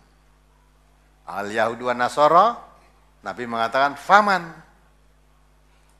Jadi kita itu sejengkal demi sejengkal, sehata demi sehata. Maksudnya sedikit demi sedikit akan mengikuti jejak orang-orang sebelum kamu. Sehingga mereka masuk ke lubang biawak pun kamu ikuti. Manusia kok masuk lubang biawak? Udah pernah ngerti biawak belum? Rupanya kayak apa biawak itu? Kayak kebu? Oh, berarti belum pernah lihat itu. Biawak itu seperti seliramu kuwi lho. Biawak itu seperti seliro, tapi besar. Nah, kalau manusia biasa masuk lubang biawak itu maksudnya masuk ke tempat yang menyengsarakan. Itu kamu ikuti. Maka sahabat bertanya, apa yang kau maksud Yahudi dan Nasrani ya Rasulullah? Nabi menjawab dengan siapa lagi kalau tidak mereka? Jadi kadang-kala umat yang tidak sadar kita sebagai orang Islam, tapi yang kita lakukan itu seperti apa yang dilakukan oleh Yahudi dan Nasrani. Baik perilakunya. Coba pacar ulang tahun seperti hura-hura ganti tahun baru itu siapa? Niru siapa kita itu? Banyak orang Islam yang terlibat begitu, tapi nggak rasa kalau ini kita ikut-ikut mereka itu nggak merasa. Nggak merasa. Tahun baru Muharram ya begitu, ya melu-melu, wah udah. Padahal nek sadar betul, tambah perhitungan tahun itu harusnya kita makin menangis pada Allah. Karena hitungannya tahun tambah, tapi hidupnya di dunia itu makin berkurang. Maka dengan kata lain, bertambahnya tahun, makin dekatnya masuk kubur. Lah kok seneng-seneng itu gimana kamu? Apa siap amalmu untuk menghadapi masuk kubur tadi? Lah kok malah seneng-seneng? Harusnya mawas diri, tidak dirasa. Hanya di samping kerja, malam ngantuk tidur, kerja tidur, makan tidur. Tahu-tahu umur mau habis. Mau habis umur. Saya kan tidak terasa, kurangi sehari, 1 jam, 2 jam, 31 hari, 1 bulan, tahun. Tahu-tahu habis. Lah kok malah senang. Jadi makin maju, bilangan tahunnya tambah itu, kubur kita makin di hadapan kita. Lah kok senang-senang, harusnya kan mawas diri. Nah gitu. Maka jangan ikuti kebiasaan itu. Orang Islam itu sudah salah kaprah. Sampai masuk lubang biawak. Cara beragama pun orang Islam itu sudah banyak mengikuti mereka. tidak mau kembali pada Quran dan sunnahnya, cukup percaya kepada orang-orang alimnya. Coba dibaca surat Taubat 31 itu. Cukup mengikuti apa orang-orang alimnya saja. Orang alimnya, ulamanya mengatakan ini halal, halal, ini haram, haram. Ini lakukan, lakukan, ini tidak boleh, tidak boleh. Ya tidak mau kembali pada kitab sucinya. Orang Islam juga banyak seperti itu. Tidak menyadari bahwa kebenaran mutlak itu bukan pada ustadz. Ustadz itu manusia biasa. Mungkin banyak dosanya, ya kan? Tapi kebenaran mutlak pada Quran dan sunnahnya. Nah, maka cara beragama, kalau orang-orang ahli kitab tidak perlu buka kitab sucinya. Cukup percaya kepada ulama-ulamanya aja. Lah orang Islam jangan seperti itu, tapi kenyataannya banyak yang seperti itu juga. Coba dibaca. Surat At-Taubah nomor surat 9 ayat 31. Ittakhadhu ahbarahum wa ruhbanahum arbabam min dunillahi wal masih ibn Maryam wa ma umiru illa liya'budu ilaha wahida la ilaha illahu subhanahu amma yusyrikun. Mereka menjadikan orang-orang alimnya dan rahib-rahib mereka sebagai Tuhan selain Allah. Dan juga mereka mempertuhankan Al-Masih putra Maryam, padahal mereka hanya disuruh menyembah Tuhan yang Maha Esa. Tidak ada Tuhan yang berhak disembah selain Dia. Maha suci Allah dari apa yang mereka persekutukan. Ada notnya di situ. Maksudnya mereka mematuhi ajaran-ajaran orang-orang alim dan rahib-rahib mereka dengan membabi buta, biarpun orang-orang alim dan rahib-rahib itu menyuruh membuat maksiat dan mengharamkan yang halal. Ya, tadi taklid buta. Tidak mau kembali pada kitab suci, tapi manut pada ulama-ulamanya. Manut pada pendeta-pendetanya. Ya, pendetanya menyuruh menyembah ya, Isa anak Maryam, sembah-sembah. Pendetanya atau ulama-ulamanya mengatakan Nabi Muhammad itu bukan Nabi yang terakhir, Allah mereka mengkufuri, ikut mengkufuri. Padahal kalau dia belajar dalam kitab sucinya, mereka orang ahli kitab itu kenal betul kalau Muhammad itu Nabi. Bahkan dikatakan oleh Allah, kenal mereka kepada Muhammad sebagai Nabi, seperti seorang bapak kenal kepada anak-anaknya. Ini berarti kenal betul. Tapi mengapa mereka mengkufuri kebenaran Nabi Muhammad? Apa kitab sucinya? Kalau belajar kembali pada kitab sucinya, dijelaskan tentang kenabian Nabi Muhammad. Tapi sudah tidak mau kembali pada kitab suci. Orang Islam ya begitu.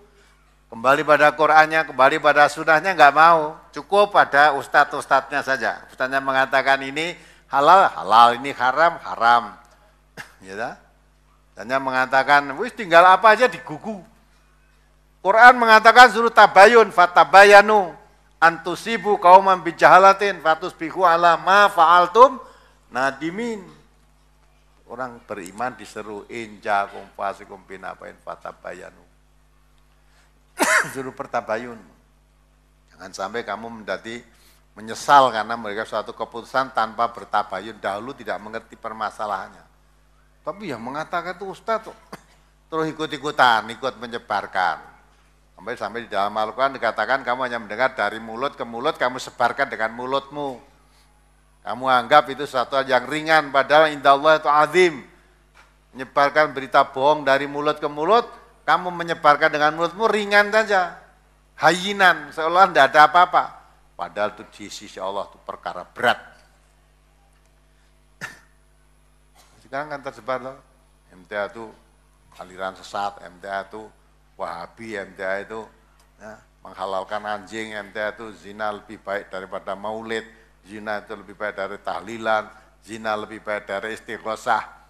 Tidak pernah tabayun ikut nyebarkan biur di mana-mana, sampai di Kerinci, sampai di mana? Jambi, sampai di seluruh Indonesia lah. Ya. Tapi alhamdulillah kemarin di Bangkau, Sumatera mana Bangkau itu? Ini ada enggak dari Bangkau? Oh, ya ngantuk toh. Alhamdulillah Kejari Bangko beberapa waktu yang lalu datang ke sini. Minta oleh Musbida untuk mengadakan rapat supaya menutup pengajian MTA. Tapi Kejarinya tidak mau. Saya akan tabayun dulu. Kejari tabayun ya baru Kejari Bangko itu.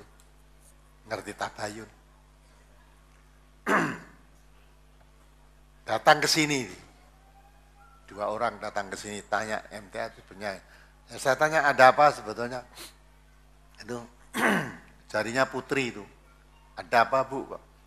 Itu dia cerita. Kami sudah mengadakan rapat saya supaya menutup pengajian MTA di Bangko. Tapi saya tidak mau, saya sebelum tahu sendiri. Datang ke sini, minta langsung tanyakan banyak hal ditanyakan, katanya MTA begini, katanya begini, katanya. Ya itu memang betul Bu, hanya katanya-katanya. Sebenarnya MTA apa? Saya tunjukkan ini, MTA itu lembaga resmi. Undang-undang boleh tumbuh di seluruh wilayah NKRI. Profil MTA saya berikan semua, ada MTA aliran sesat, ya gedung MTA ini yang meresmikan presiden, berarti presiden itu meresmikan yang sesat. Ya, jangan disalahkan kita, presiden itu yang mau sesat kok diresmikan. Baru saja tanggal 15 dan diresmikan di Jakarta, di Latnas itu 128 cabang dan perwakilan. Dihadiri MUI Pusat, dihadiri oleh Wakil Presiden. Ini semua profilnya ada. Maka terus ajarnya saya beri bendel brosur dari tahun 2008 sampai 2012. Saya berikan, profil saya berikan, apalagi yang ditanyakan sudah ya, pulang, akhirnya dia akan berusaha membawa Musbida untuk datang ke sini. Ya, biar tabayun langsung. Andai kata mereka tidak mau datang pun, saya tetap akan berpegang, tidak akan mau adakan rapat untuk menutup MTA, tidak akan mau.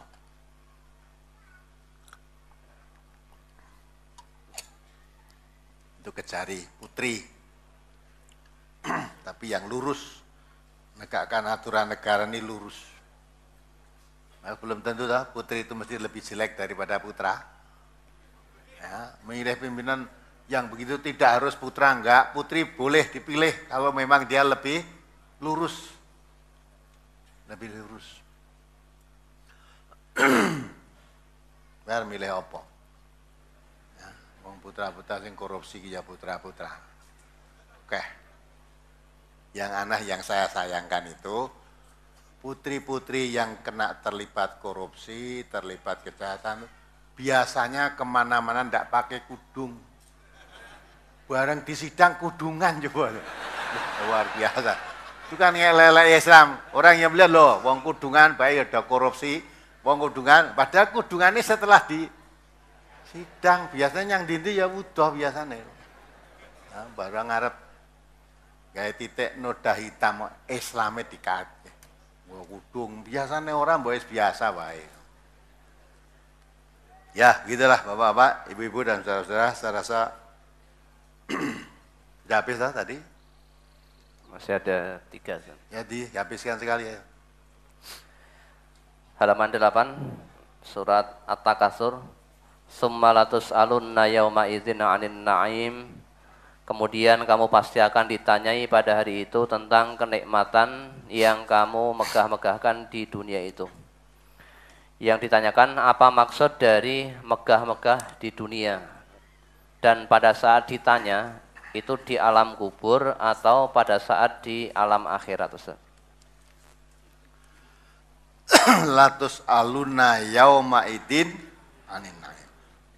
Jadi semua kenikmatan yang sudah diberikan oleh Allah kepada manusia, pada kita, bermegah-megah itu sudah bersenang-senang. Diberi nikmat oleh Allah dengan bersenang-senang. Jangan dikira kamu cukup senang-senang itu sudah.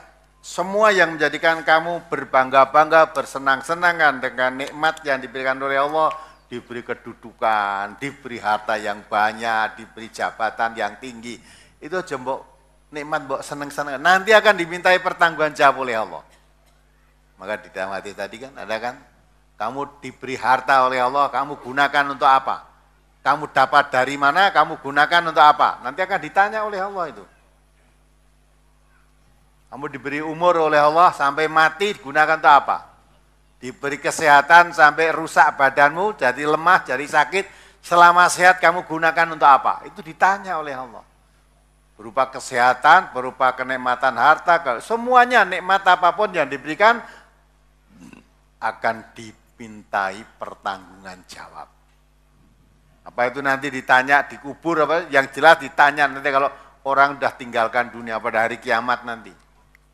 Ya, maka sebelum dihisap oleh Allah, dihisap dulu. Sebelum dihitung amal kita oleh Allah, mari kita hitung-hitung dulu. Kita kan diberi banyak nikmat oleh Allah. Ketika kamu diberi jabatan, diberi kenikmatan, kamu gunakan untuk apa? Untuk kamu gunakan untuk kamu beri kekuasaan, mencegah kemungkaran dengan kekuasaanmu, atau malah kamu mumpung kuasa kemaksiatan kamu berikan jalan selonggar-longgarnya, nah itu akan diberikan oleh, dimintai pertanggungan jawab. Apalagi? Halaman 10 tentang hadis orang yang pilot.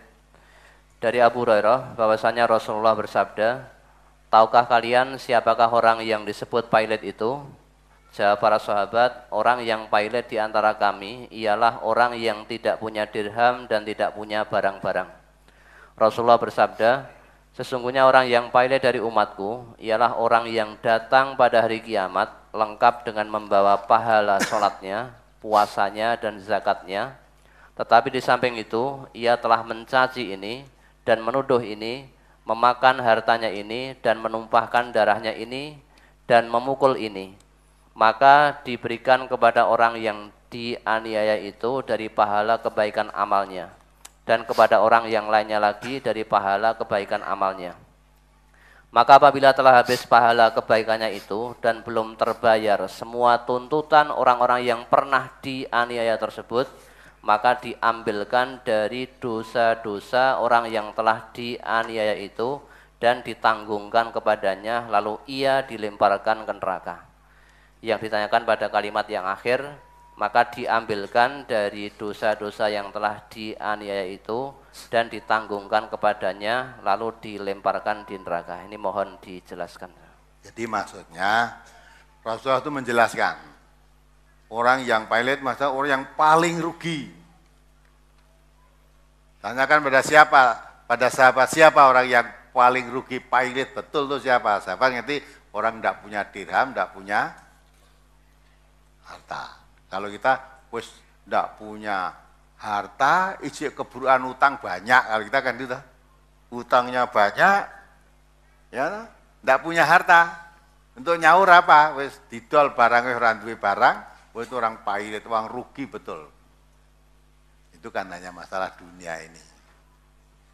Ya dah, itu bukan pilot yang sesungguhnya. Bahwa orang kalau dunia sekarang kamu tidak punya, mungkin besok bisa jadi punya. Sekarang kamu jadi orang melarat, mungkin bisa suatu saat jadi orang kaya. Tapi yang dimaksud pilot betul itu orang yang datang kepada Allah nanti membawa pahala yang besar, yang banyak. Sudah, pahalanya banyak. Dia banyak berbuat kebaikan sehingga tercatat nilai pahalanya yang sangat besar. Tetapi di samping dia membawa pahala yang besar, dia masih banyak urusan-urusan yang belum terselesaikan dengan orang lain sesama manusia. Maka dikatakan tadi, kamu musimnya ini menyakiti hatinya si fulan, ya, menganiaya si fulan, memfitnah ini, memfitnah itu, sehingga ya, apa yang kamu lakukan ini, kamu masih banyak berhutang kepada manusia-manusia sesama hidup pada waktu itu, belum kamu selesaikan.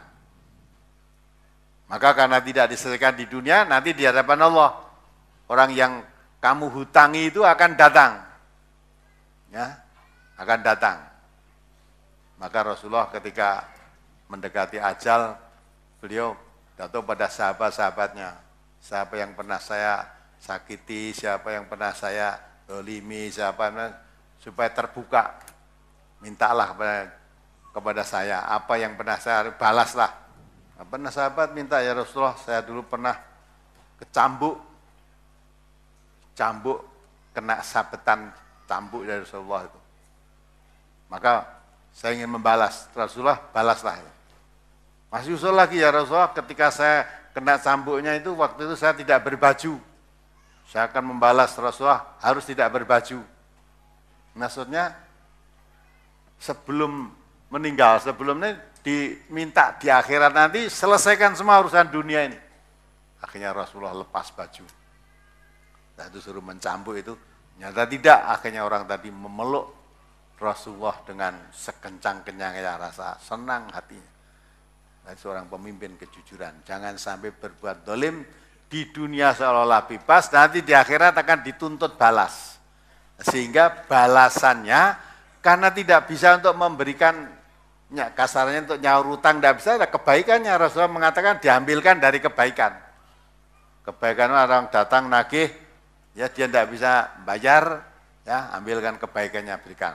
Sampai habis orang nagih janji atau nagih hutang atau minta penyelesaian kepada orang ini tadi, karena tidak bisa bayar, punyanya di sana hanya kebaikan, diambilkan kebaikannya sampai habis untuk menutup kekurangannya, kampanye untuk membayar hutangnya kepada orang-orang yang menuntut hutang dan menagih tadi, sampai habis itu masih datang lagi orang. Saya belum, dia dulu berbuat, pernah menganiaya saya begini begitu, minta mau diambil kebaikannya dan tidak bisa ini. Ya sudah, dosanya orang ini sebagian diambil dipikulkan pada orang ini. Ya, terus datang lagi.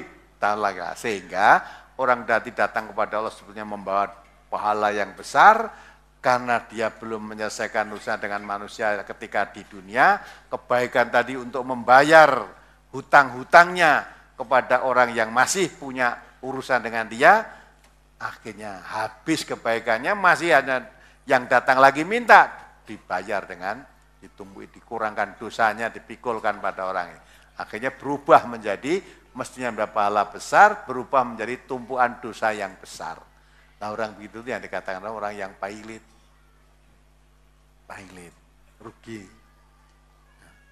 Lah maksudnya pendidikan yang diberikan pada kita kalau mumpung masih hidup, punya urusan-urusan dengan orang lain, supaya diselesaikan. Ridhallah fi ridha ibadihi. Ya. Jadi ridha Allah ada kaitannya dengan ridha hambanya. Makanya utang dan dibayar. Aja kalau punya utang, sing diutangi mati, alhamdulillah lunas. Karena yang utang dah mati kok, dah. Masanya lunas, besok kamu ditagih di sana. Ditagih sana kamu tidak bisa bayar utang, kebaikanmu untuk membayar nanti. Itu ya digambarkan Rasulullah seperti itu tadi. Nah, sehingga antar manusia itu juga jangan sampai membawa dosa yang akan dibawa mati, tapi selesaikan sebelum meninggal. Maka kalau punya hutang segera dibayar. Punya hutang segera dibayar. Kalau merasa bersalah segera minta maaf. Ada perselisihan segera dikelirkan, diselesaikan.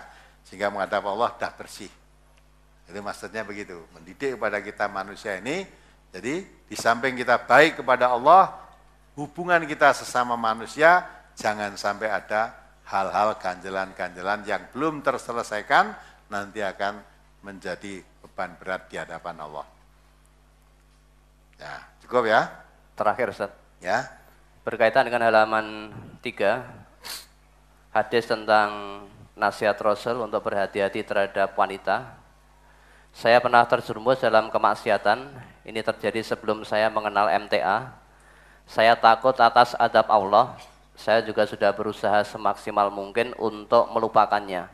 Tetapi kadang-kadang kejadian itu muncul, apalagi kalau saya lagi ada masalah dengan istri.